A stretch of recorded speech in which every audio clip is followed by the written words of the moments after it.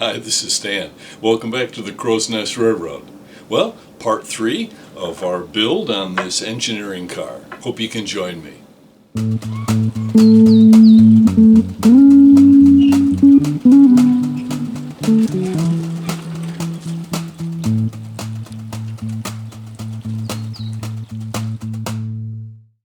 In case you're new to my channel, here's a quick mini history of the Crow's Nest Railroad.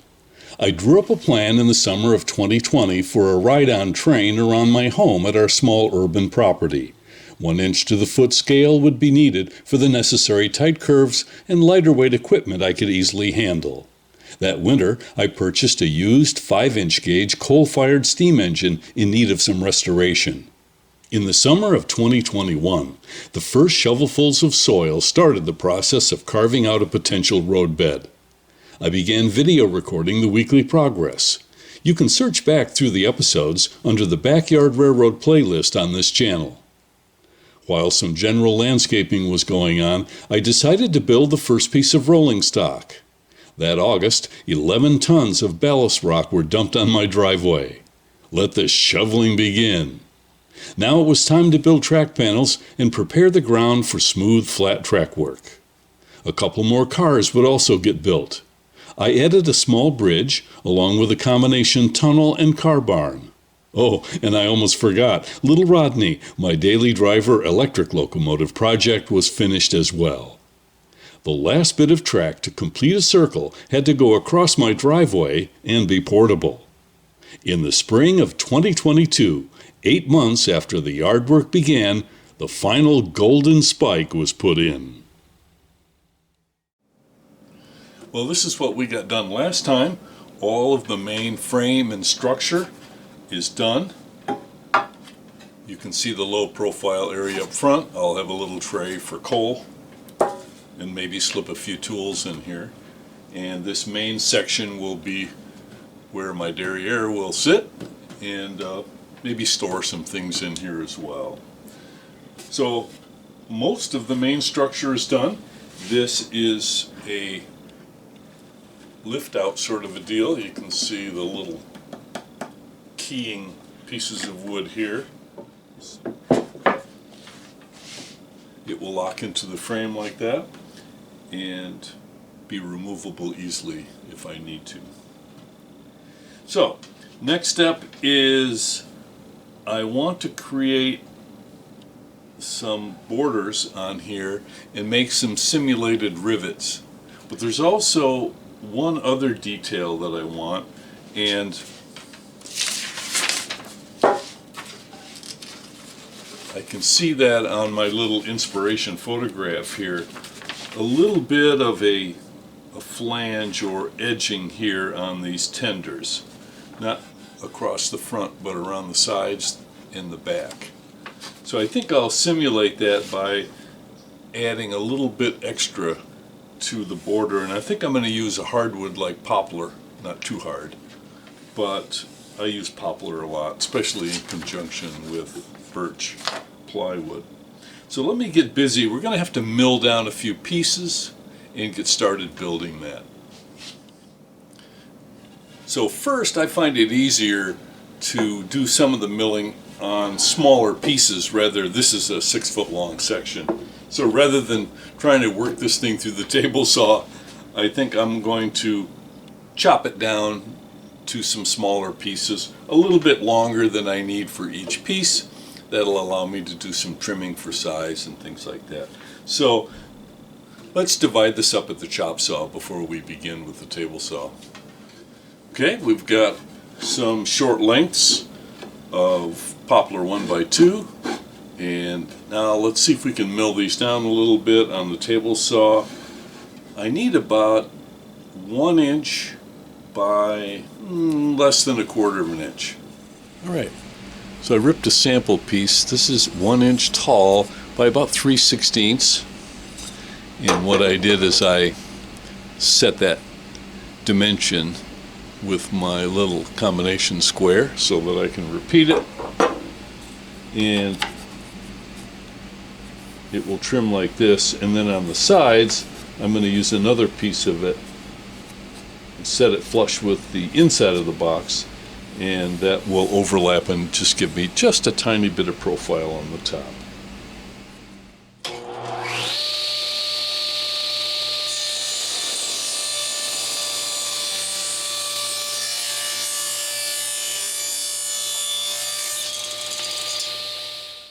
Sometimes when I'm cutting really small strips that could possibly fall right through between the blade and the insert on the table saw, I just prepare a temporary zero clearance base.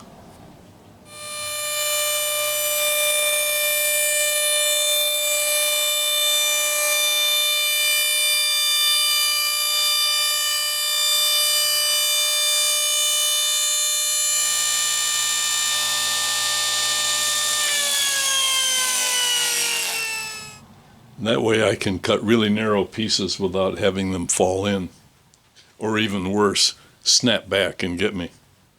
When working with small dimensions on the table saw, use lots of tools and be very, very careful.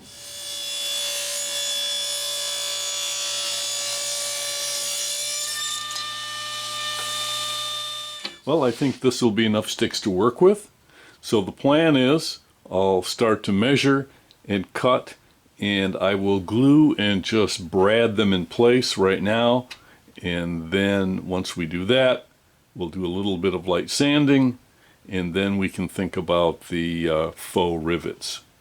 Having a little pin nailer like this is a real luxury. Not everyone has that, but I'm going to use it since I have it. So we'll cut this to length, put some glue on it, just tack it in place, and do the back and the front first, and then I'll do the sides.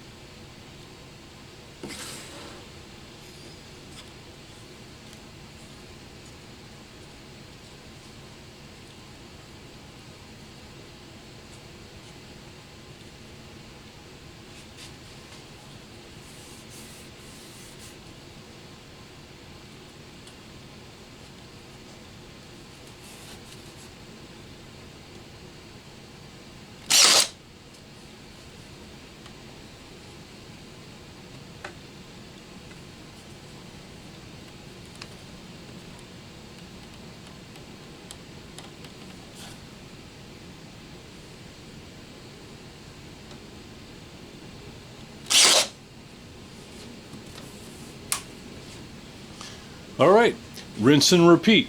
We're going to go all the way around, and then we'll do some verticals, and then we'll do the tops.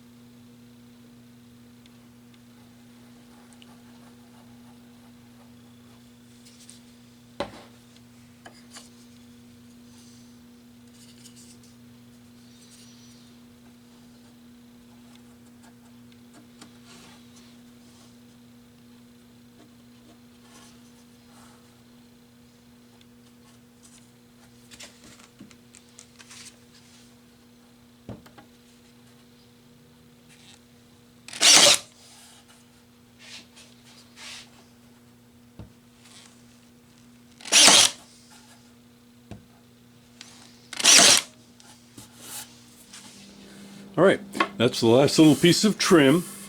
Now I'm going to let the glue dry a little bit. Then I'll just use a little touch-up filler here and there and do some sanding, and we'll be ready for the next step.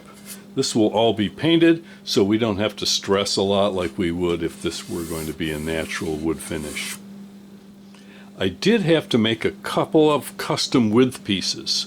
So for example, here I only wanted it exactly the thickness. I did not want the overhang like on the sides. And on the front verticals and the back verticals, the stiles that go up, I reduced those in width as well so that the total width here would include the thickness of the side piece and wouldn't look too big. But other than that, most of the pieces were all standard 1 inch.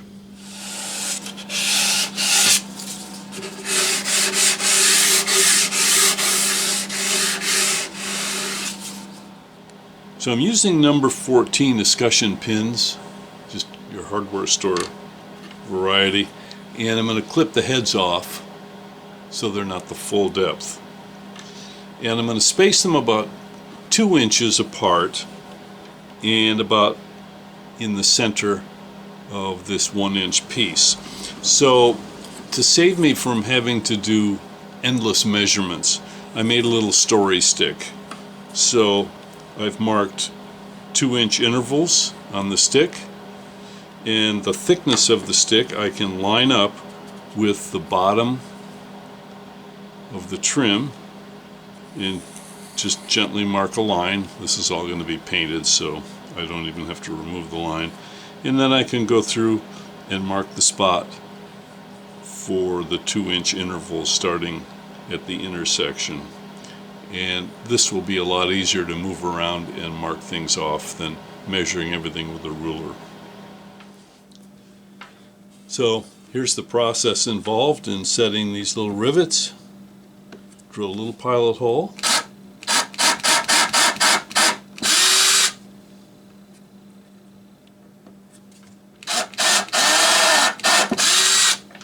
You can see I use a little blue tape just to set the depth.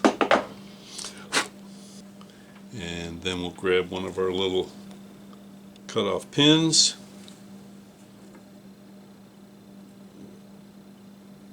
Set it there.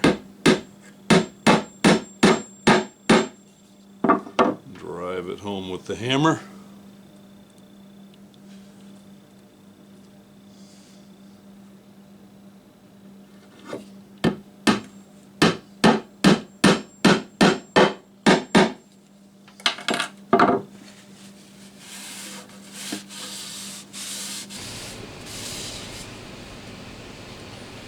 Well, I've got about 100 of these to do or so I better get busy, and I might have them all done by our next episode on the Crow's Nest Railroad. Thanks so much for watching this far, and I hope this project has been interesting for you. Join me next time right here on the Crow's Nest Railroad.